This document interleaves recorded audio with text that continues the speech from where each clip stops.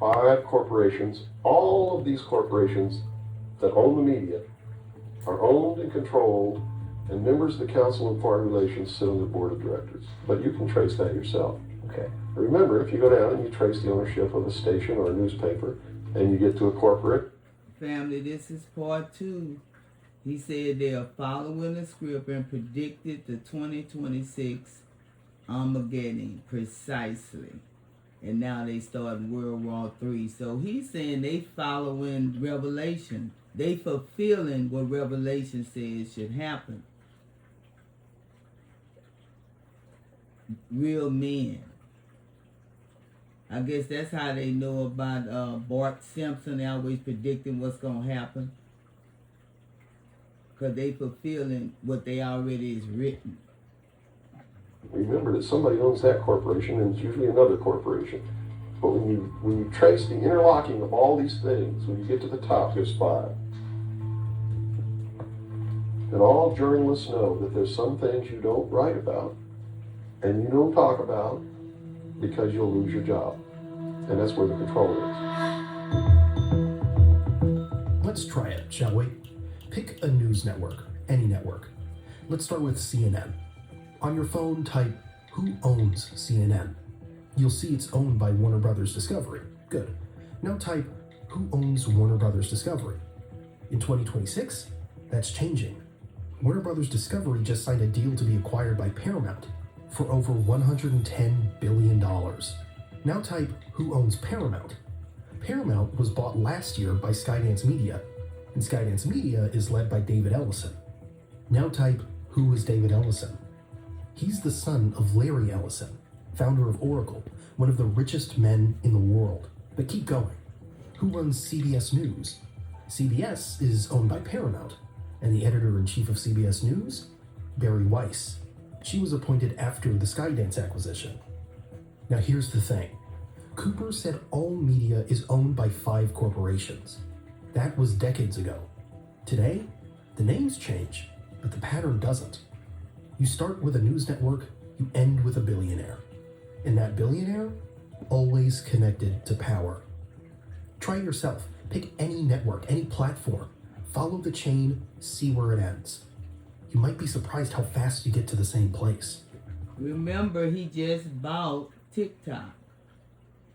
So long as they can control the media, control the TV stations, they control the story and the narrative. So you really only hearing what they want us to hear, and you notice how, we limited in what we can say. It wasn't always like that with TikTok and these social medias. Now we can't say this, we can't say that. Continue, because this next part is about us. That's why they pay athletes these fantastic salaries. I was listening to the radio the other day. They just contracted to pay one player on one team $6 million a year.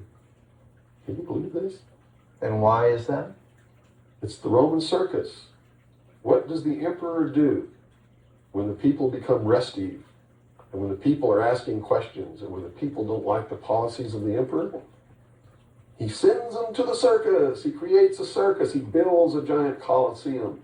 And he begins to throw the Christians to the lions. And he has great chariot races and football games and basketball games, all to keep the idiots preoccupied with things that don't mean anything in the scheme of the entire world, so that they don't have the time to learn what the truth is, so they don't ever get smart enough to learn how they're being manipulated, so they don't ever question the emperor. That's why they pay a player on a football team or a baseball team $1 million or $2 million or $3 million a year. It is the Roman circus. I know men who don't know anything in the world except who plays third base for the Mets. And they think that's a great accomplishment. And they meet and pat each other on the back and bond and go have cocktails and talk about what this guy that plays third base for the Mets did in last night's game. It's sad. It's really sad. Juvenal, the Roman poet, said it almost 2,000 years ago.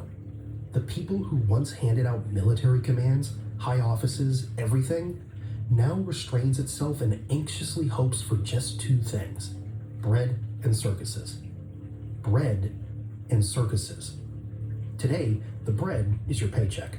The circus is the game. And while we're glued to the screen cheering for millionaires we've never met, the real decisions are being made somewhere else by people we'll never see. Because here's the uncomfortable truth. History shows that a society obsessed with entertainment often becomes easier to control. As long as we're watching, we're not asking.